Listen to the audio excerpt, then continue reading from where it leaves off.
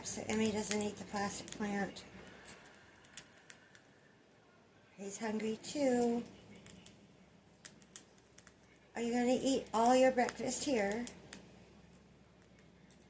Ashby.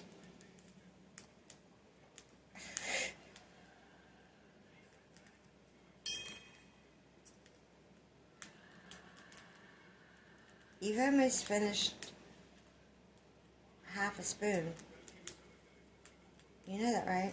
You were hungry. Why are you so hungry? You've got microgreens and bistro over there and you won't eat it.